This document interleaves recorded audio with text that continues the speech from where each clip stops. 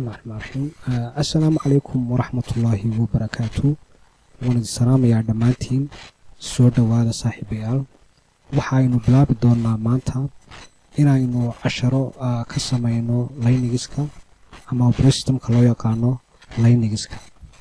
Operating systemku waa maxay iyo qaabka loogu shubo. Insha Allah waxaan isla dhamaan wada yaqaanaa qaabka loogu shubo systemka Linuxka computerkaaga dhexdiisa adigoo isticmaalaya virtual machineska. qaabka loo soo qabgareeyana waxaan filayaa inaad garanaysaan. haddii aan garanayn commentiga ayaad soo dhigi doontaan. waxaan kasoo samayn doonaa video qaabka loo sameeyo virtual machine ama qaabka softwareda virtual machineka loogu shubo computerka deetana looga dhex sameeyo computer virtual ah. cashirkan wuxuu noqon doonaa cashirkiisii koowaad. waxaan kaga hadli doonaa cashirkani command aad u muhiim ah.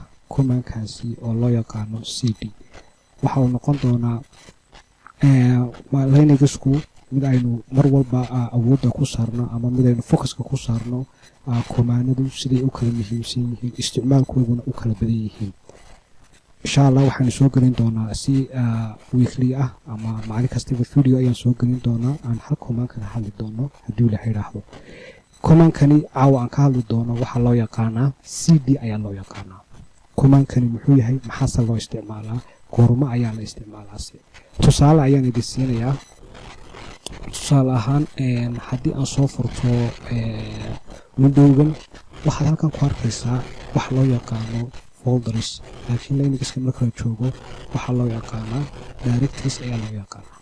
haddaba systemku markuu yahay graphical user interface, folderkaad rabto inaad gasho qaabka loo xiro ayaad u gali. deeta markaad rabto inaad dib uga soo noqoto waxaad ku dhufanay calaamadan backta loo yaqaano si lamida Windowska. haddaba waxaynu eegi doonaa markaynu terminalka isticmaalayno qaabka folder looga baxo oo loo galo folderka, sidoo kale qaabka looga soo noqdo ayaynu is eegi doonaa. commandkaasi taasi ku ogolaanaya waxaa loo yaqaanaa cd ayaa loo yaqaanaa. okay cd waxaa loo soo gaabiyey bay yidhaahdaan change directory ayaa loo yaqaanaa. ee loo soo gaabiyey ayay yidhaahdaan change c iyo directory oo d ah. haddaan idhaahdo ls imika waxaad arkaysaa folderska halkani aad ku arkayso folders lamida ayaad arkaysaa. folderskan waxaan rabaa imika inaan galo folderka loo yaqaano documents. sidee ayaan u gali karaa? waxaan leeyahay cd deetana folderka aan rabo inaan galo magaciisa ayaan qorayaa. intaa markaan qoro waxaan leeyahay keyboardkayga enter ayaan leeyahay. deeto waxaad arkaysaa calaamadda halkani inay isbedeshay ayaad arkaysaa. calaamaddan waxayna tusinaysaa mar walba folderka aynu ku jirno magaciisa. waxayna tustaa mar walba folderka aad ku jirto gudihiisa magaciisa ayay ku tusinaysaa. okay haddii aan rabo imika inaan idhaahdo folderka gudihiisa maxaa dhex yaala, waxaan leeyahay command loo yaqaano ls. si gaara ayaynu uga hadli doonaa. aad bay faa'iidooyinkooda loo isticmaalaa. laakiin imika markaad rabto folderka wixii ku dhex jira gudihiisa inaad aragto waxaa loo isticmaalaa commandka loo yaqaano ls ama loo soo gaabiyey list. okay folderka imika gudihiisa markaan ls idhi waxaa ii soo baxay casharo, folder kale oo loo yaqaano casharo. haddaan halkan ku dhufto documentska folderkaasi wuu dhex yaala. yes waa dhex yaala, waxaana loo yaqaanaa casharo. okay folderkaasi gudihiisa haddaan rabo inaan sii dhex galo symbol waxaan leeyahay cd iyo casharo. folderka magaciisa ayaan qorayaa deetana keyboardkayga ayaan leeyahay enter. hadda waxaa ku soo biiray meeshii ayna tusinaysay mar walba folderka aad ku dhex jirto gudihiisa. waxaa ku soo biiray folder kale oo magaciisa loo yaqaano casharo. folderkaasi wuxuu kusii dhex jiraa documents. folderka casharada haddaan laftirkiisa aan sii dhex galo waxaan eegi doonaa folderka loo yaqaano folder 1. folderka ay ku qoran tahay inaan sii dhex galo directoryga loo yaqaano folder 1 gudihiisa ayaan rabaa inaan sii dhex galo. si aad u aragtaan halkan waxaa iska bedelay. u fiirso intaana ku dhufan. hadda waxaa ku suganahay casharo. inta markaan idhaahdo waxay isku bedelaysaa meeshani folder 1 oo ah folderka aan ku dhex jiro magaciisi. halkee ayaan ku suganahay imika graphical waxaan ku suganahay folderka loo yaqaano folder 1 magaciisu yahay. folderkani haddii aad rabto inaad ogaato meesha uu yaalo oo qoraal ah maxaan ka wadaa? for example waxaan ka wadaa folderkan inaan ogaado pathkiisa. tusaale ahaan folderka halkee ayuu kusii dhex jiraa folder loo yaqaano casharo folderka casharadu halkee ayuu kusii dhex jiraa folder kale oo loosii yaqaano documents waxaana halkan ku qoro folderadan isku dhex jirjira marka aad akhrinayso ama aad arkayso ama aad isticmaalayso Linuxka dhexdiisa waxa loo yaqaano path folderka siro fudud ayaad u gali kartaa adigoo isticmaalaya pathkan sidee ayaad u gali kartaa waxaan ku soo noqdo halkii markii hore aan joogay halkeeday ahayd waxay ahayd homekayga ayay ahayd oo calaamadda waxay tustaa inta badan userka homekiisa haddii aan idhaahdo cd deetana calaamadda aan isticmaalo waxaan si toos ugu noqonayaa bartaas iminka halkaa la jooga oo calaamaddan waxay tahay insha allah fiidiyoyadeena dambe ayaynu kaga hadli doonaa laakiin hadda waxaan rabaa keliya inaan ka hadlo commandka loo yaqaano cd haddaan iminka ls idhaahdo waa arkaysa calaamadeedu inta wax isku bedeshay markii hore sida ay ahayd haddaan halkan ku dhufto iminka ls waxaad arkaysaa muuqaalka hore intii markii hore folderska halkii hore aad ku harsoo arkaysay ayaad iminkana arkaysaa micnaheedu waxa weeyaan waxaad ka soo dhex baxday folderkaasi oo waxaad ku soo noqotay halkaa home ayaad ku soo noqotay hal mar ayaad ka soo wada baxday anoo isticmaalaya cd iyo calaamadan loo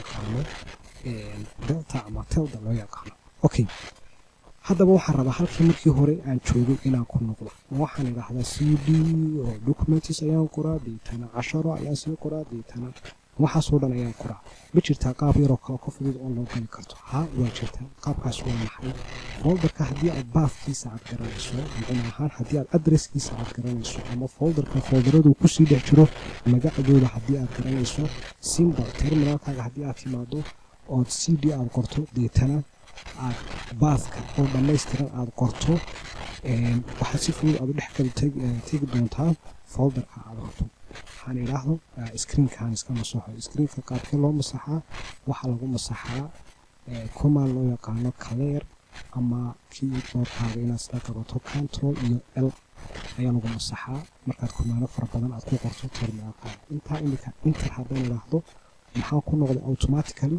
waxaan ku noqday folderkii ayaan ku noqday ama folder 1 ayaan ku noqday folderka bartay sideed ku garanaysaa inaa folderkaasi aan ku noqday waxaa jira command lagu ogaado folderka aad ku dhex jirto ama directoryga aad ku dhex jirto command loo isticmaalo oo intaas lagu ogaado ayaa jira commandkaasi waxaa loo yaqaanaa pwd oo loo soo gaabiyo print working directory ama present working directory itus directorygan hadda ku shaqaynayo ama directoryga hadda presentka ah ee hadda aynu ku jirno isoo daaray waad arkaysaa halkan imika wuxuu ku leeyahay waxay ku dhex jirtaa folder 1 mar walba ka ugu dambeeya ayaad ku dhex jirtaa folderkaasi wuxuu ku sii dhex jiraa ka horeeya ee xagga bidixda ka xiga kaasi halka bidixda ka sii xiga dhammaan qaabka halkaas ay isugu wada dhex jiraan okay haddii aanan garanayn baaskiisa ama imika haddii aan rabo inaan ku noqdo casharada ayaan rabaa folderkan inaan dib u galo ayaan rabaa background soo yiraahdo folderkaasi inaan dib u soo noqdo casharada loo yaqaan folderka casharada inaan galo ayaan rabaa seen u gali karaa ma waxaan sameynayaa inaan baaskiisii aan soo koobi gareeyo aan halkan cd aan idhaahdo deetana baaskiisa aan geliyo deetana inta aan idhaahdo ayaan u galayaa mise qaab yaroo kale ka fudud oo loo gali karaa ayaa jirta waxaa jirtaa qaab yaroo kale ka fudud oo loo gali karo ama marka aad rabo tusaale ahaan si kale haddaynu dhigno folderkan marka aad ku dhex jirto graphically ahaan calaamadda haddaad ku dhufato waxaad dib ugu soo noqonaysaa folderkii casharada haddaad haddana kusii dhufato waxaad kusoo noqonaysaa folderkii documentska haddaad kusii dhufato waxaad kusoo noqonaysaa folderadii dhex yaalay homeka ama userka homekiisii sidaasoo kale ma jiraa command loo isticmaali karo yes waa jiraa commandka maxaa loo yaqaanaa waa cd iyo laba dhibcood ama joogsi labada dhibcood haddaan ku dhufto u fiirso hadda waxa ku suganahay folder 1 inta haddaan idhaahdo waxaa ku jira casharo mar labada commandka haddaan soo celiyo u fiirso waxaa ku dhex jira documentska haddaan idhaahdo ls waxaad arkaysaa documentska waxaa dhex yaalay folderka casharo waa kan ls markaan leeyahay folderka casharo ayaa soo baxaya cd dot haddaan idhaahdo haddana on ls raaciyo waxaa ku dhex jira homeka si toos ah ku dhex jira marka cd waxaa loo isticmaalaa qababkaasi sida ugu muhiimsan ee loo isticmaalo waxa weeye markaad rabto inaad folder ka baxdo oo folder kale gasho waxaa laga yaabaa inaad isweydiinayso aniga oo qaabkan yaro fudud u soo gali karaa oo qaabkan ugu dhufan karaa maxaa commandska internet ama hawsha inta lagu gelinaya. haddaba Linuxka markaan isticmaalno qaybtii waxaa loo yaqaanaa graphical user interface weeyaan oo qaabkan ayuu shaqeeyaa. wax kastood rabto inaad gasho mouskaaga ayaad ugu dhufan kartaa, macna ahaan waa graphical user interface weeyaan. laakiin qaybtood oo fara badan Linuxka ama qaab kale oo Linuxka loo isticmaalo ayaa dhammaantii wada terminalkan madow ah oo loo yaqaanaa command line keliya. commands uma isticmaali karta haddana markaa nooc ama aad inta badan aad isticmaali jirtay graphically commandsku waa kugu adkaanayaan. sideedaba Linuxka markaynu isticmaalayno commandsku aad bay muhiim yihiin. waa commandkii koowaad, waa casharkii koowaad, waa muuqaalkii koowaad. insha allah waxaynu mar walba awoodda ku saari doonaa inaynu ka hadalno commandsku sida loo kala isticmaal badan yahay iyo sida loogu kala baahi badan yahay. aad baan idiin salaamaya dhammaantiin. commandska kale ee dhex raaciyay insha allah mar ayaan si gaara aan uga hadli doonaa. cd haddii aan dib idiin xasuusiyo waxaa loo isticmaalaa laba qaab. mar haddii tusaale ahaan folderska ay rabto inaad gasho ay yaalaan ama folderskaasi ay dhex yaalaan folderka aad isla hadda ku dhex jirto, folderka aad rabto hadduu uu dhex yaalo tusaale ahaan documents imika markaan galo, haddii folderkan aan rabo inaan galo uu isla documentska dhex yaalo, markaa waxaad odhanaysaa cd iyo casharo keliya commandka intaa keliya inaad qoro. laakiin folderka aad rabto haddii uu yaalo meel kale oo ka baxsan documentska ama muusiga uu yahay ama meel kale uu yahay, markaa waxaad u baahan tahay pathkiisa inaad isticmaasho ama wax loo yaqaano relative path iyo absolute path. wax la kala yidhaahda ayaa jira. haddana markaan muusiga rabo inaan galo waa kan qaabka yar fudud ayaan u gali karaa. laakiin ma rabo imika inaan taasi aad maskaxdeyno ama aad taasi isku mashquulisaan. insha allah mar baanu si gaara uga hadli doonaa. waxaad hadda xasuusnaataa in cd loo isticmaalo keliya folder markaad ka wareegayso folderka aad wareegayso. asalaamu calaykum waraxmatullahi wabarakaatu.